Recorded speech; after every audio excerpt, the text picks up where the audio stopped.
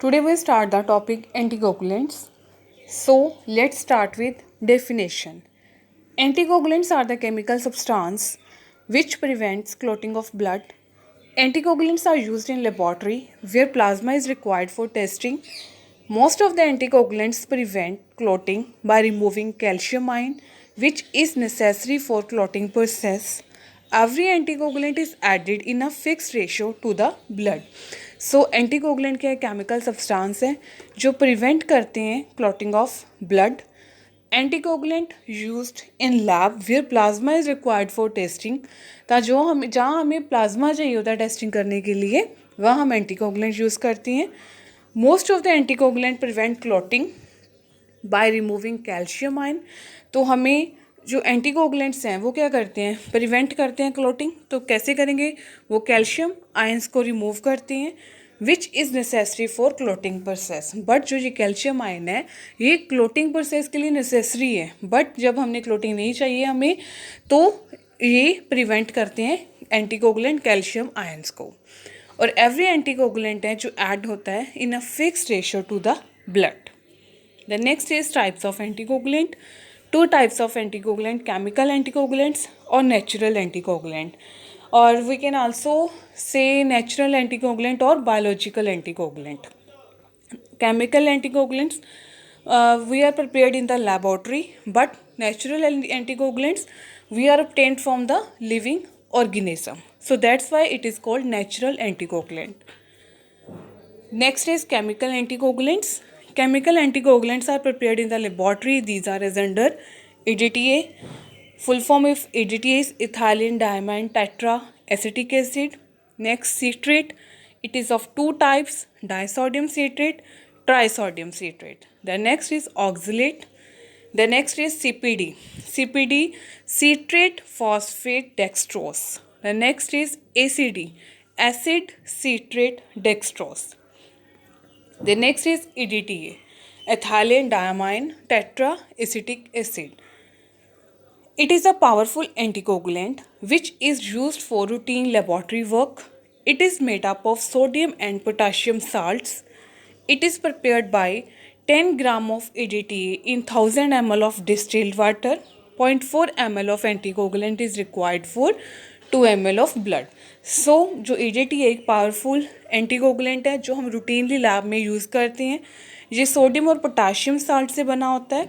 और हम इसको कैसे प्रिपेयर करते हैं, हम 10 ग्राम ऑफ EDTA पाउडर को 1000 ml ऑफ डिस्टिल्ड वाटर में ऐड कर देते हैं जिससे हमारा EDTA सोल्यूशन रेडी हो जाता है.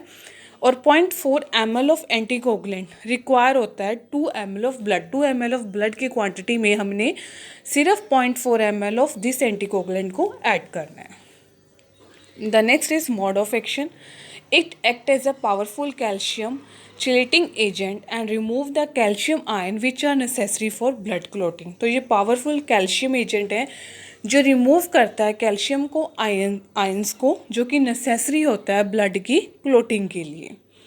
The next are merits. EDTA act as a powerful anticoagulant. It doesn't disturb the cellular structure and preserve them better than other anticoagulant. तो EDTA एक पावरफुल एंटीकोगुलेंट है. ये सेल के स्ट्रक्चर को disturb नहीं करता, उसको प्रिजर्व करके रखता है as compare to other anticoagulants. It can be used in blood cell count, ESR, PCV, prothrombin time and platelet count estimation. तो इन टेस्टों के लिए भी हम इसको यूज़ करते हैं. The next is demerits. In excess concentration it affect the structure of cells, shrinkage और swelling of cell take place. But जब इसकी ज़्यादा कंसेंट्रेशन हम यूज़ कर लेते हैं EDTA की तो ये सेल के स्ट्रक्चर को अफेक्ट करता है. उसको या तो श्रिंकेज कर देगा या उसमें स्वेलिंग कर देगा. अगर हम इसकी ज़्यादा क्वांटिटी, ज़्यादा कंसेंट्रेशन ऑफ दिस सोल्यूशन हम यूज़ कर लेते हैं तो ये सेल के स्ट्रक्चर को अफेक्ट करेगा. Significant values of PCV decreased and MCSC increased. इसमें क्या होता है, जो PCV की वैल्यू है वो डिक्रीज हो जाती है और MCSC की वैल्यू इंक्रीज हो जाती है. The next is storage period. Storage period of EDTA is 2 to 3 days. हम 2 to 3 days इसको स्टोर करके रख सकते हैं. The next anticoagulant is oxalate. This anticoagulant is prepared by mixing 2 parts of potassium oxalate and 3 parts of ammonium oxalate. It is also known as double oxalate. तो जो anticoagulant है इसमें हम 2 पार्ट्स लेते हैं पोटाशियम ऑक्सीलेट के और 3 parts लेते हैं अमोनियम ऑक्सीलेट के, इसको प्रिपेयर करने के लिए, इसलिए इसको हम डबल ऑक्सीलेट भी कहते हैं। The mode of action, oxalate combine with calcium ion present in the blood to form insoluble precipitate of calcium oxalate. तो ऑक्सीलेट क्या करता है, कैल्शियम आयन के साथ कंबाइन कर जाता है जो प्रेजेंट कहाँ है ब्लड में, तो उस कंबाइन करने के बाद क्या करता है वो इनसोल्यूबल प्रेसिपिटेट बना देता है कैल्शियम ऑक्सीलेट का।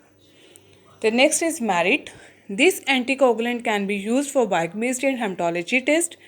It is also used for the estimation of bilirubin and prothrombin estimation। तो जो ये एंटीकोगुलेंट है जो हम बायोकेमिस्ट्री लैब में भी यूज़ कर सकते हैं और हेमेटोलॉजी लैब में भी यूज़ कर सकते हैं। ये बिलिरुबिन की एस्टिमेशन भी कर सकता है और प्रोथ्रोम्बिन एस्टिमेशन भी करता है। The next is demerit, it disturbs cellular structure if kept for a long time. It is not used for blood banking and for blood transfusion. It is not use for blood smear. तो ये cell के structure को disturb करता है अगर हम इसको long time के लिए रखें।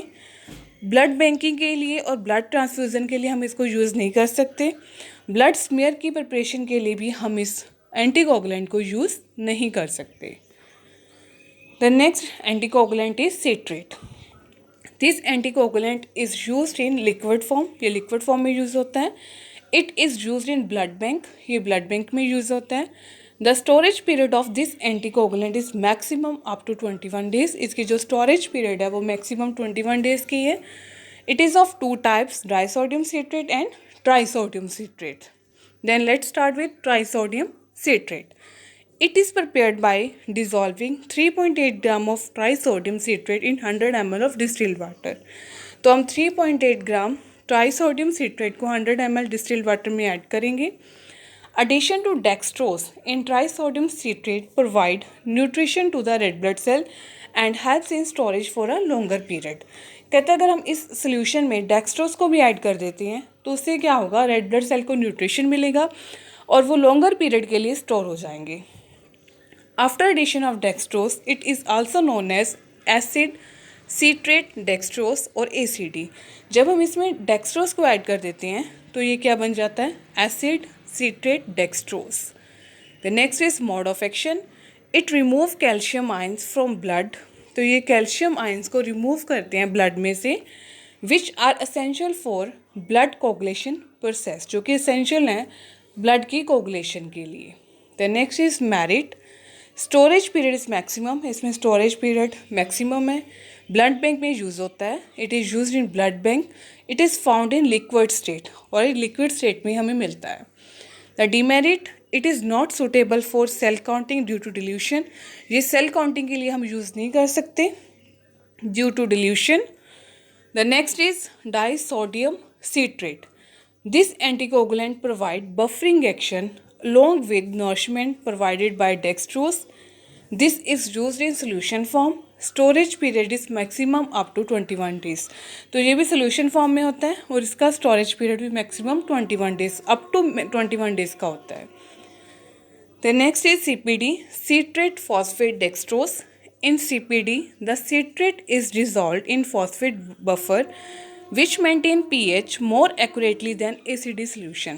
तो कहते हैं CPD में जो सिट्रेट है वो डिज़ोल्व होता है इन फॉस्फेट बफर जो कि pH को मेंटेन करता है बेटर देन ACD। ACD के अकॉर्डिंग CPD ज़्यादा जो pH है वो अच्छा मेंटेन करता है। Dextrose present in this provide nutrition to the red blood cell. जिसमें डेक्सट्रोज प्रेजेंट है वो रेड ब्लड सेल को न्यूट्रिशन प्रोवाइड करता है। The next is merit, storage period is maximum। Demerit, it is very costly, difficult to prepare, difficult to adjust pH। The next is ACD, acid citrate dextrose। It is prepared by mixing sodium citrate 1.32 gram, citric acid 0.48 gram, dextrose 1.40 gram and distilled water 100 ml। It is prepared for blood transfusion. ये हम blood transfusion के लिए it is preferred for blood transfusion, ये हम blood transfusion के लिए prefer करते हैं। The next is natural anticoagulant. These anticoagulants are not prepared in the laboratory, these are obtained from living organism। तो ये जो एंटीकोगुलेंट्स हैं ये लैब में प्रिपेयर नहीं होते, ये हमें ऑब्टेन होते हैं from living organism. Heparin, this it is a natural anticoagulant which can not be prepared in the laboratory, it is from obtained from leech. तो ये एक नेचुरल एंटीकोगुलेंट है जो हमें लैब में प्रिपेयर नहीं कर सकते, ये हमें कहाँ से ऑब्टेन होता है, लीच का एक वर्म है। The next is mode of action. This anticoagulant act by destroying thrombin और thromboplastin required for blood coagulation। तो ये एंटीकोगुलेंट कैसे एक्ट करता है, ये थ्रोम्बिन और थ्रोम्बोप्लास्टिन को डिस्ट्रॉय करता है जो कि ब्लड कोगुलेशन के लिए रिक्वायर है।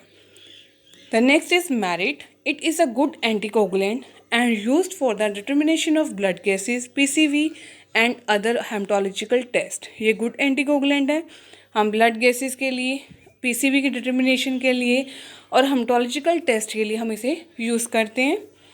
Demerit, heparinised blood should not be use for the preparation of blood films. तो ये ब्लड फिल्म की प्रिपरेशन के लिए हम इसे यूज़ नहीं कर सकते। तो दीज आर द कैप्स, मतलब ये जो वाइल्स हम लैब में एंटीकोगुलेंट के लिए यूज़ करते हैं तो उनके ऊपर ये कलरफुल कैप्स लगे होते हैं। So the first is purple cap और this colour is also called lavender colour और पर्पल कलर। तो ये ईडीटी के लिए यूज़ होता है। ईडीटी यूज़ होता है फॉर रूटीन हेमाटोलॉजी टेस्ट, जो रूटीनली हेमाटोलॉजी टेस्ट होते हैं उसके लिए हम ईडीटी यूज़ करते हैं। तो ये मतलब ट्यूब्स के ऊपर ये कैप्स लगे होते हैं और इनमें यही वाला एंटीकोगुलेंट फिल होता है जिससे हमें पता लग जाता है इसमें कौन सा एंटीकोगुलेंट प्रेजेंट है, कौन सी ट्यूब हमने किस टेस्ट के लिए यूज़ करनी है। The next is buffered sodium citrate, जो कोगुलेशन की स्टडी के लिए यूज़ करते हैं। The next is potassium oxalate और सोडियम फ्लोराइड, जो हम ग्लूकोज डिटर्मिनेशन के लिए करते हैं। ये रेड कलर होता है, इसमें सिर्फ कुछ भी नहीं होता, ये एम्प्टी होती है, इसमें हम सीरम की कलेक्शन करते हैं। नेक्स्ट जो क्रीम और येलोइश कलर है ये एसीडी, जो कि प्रिजर्व करता है आरबीसी फॉर ब्लड बैंकिंग। और जो ग्रीन कलर है इसमें हेपरिन एंटीकोगुलेंट प्रेजेंट होता है जो इनहिबिट करता है थ्रोम्बिन की एक्टिवेशन को। So these are the colour of caps, जो मतलब ट्यूब्स होती हैं उनके ये कैप्स लगे होते हैं, उनमें ये एंटीकोगुलेंट प्रेजेंट होते हैं। जैसे एडीटी के लिए पर्पल कलर है, सोडियम सिट्रेट के लिए ब्लू, पोटाशियम ऑक्सलेट या सोडियम फ्लोराइड के लिए वाइट, जो वाइट और ग्रे हो गया, और जो रेड कलर है इसमें कुछ भी प्रेजेंट नहीं होता, ये सीरम के कलेक्शन के लिए हम यूज़ करते हैं। नेक्स्ट क्रीम कलर एसीडी का हो गया और लास्ट ग्रीन कलर हेपरिन के लिए यूज़ हो गया, ये एंटीकोगुलेंट्स इनमें प्रेजेंट होते हैं। Thanks for watching. Please like, subscribe and share.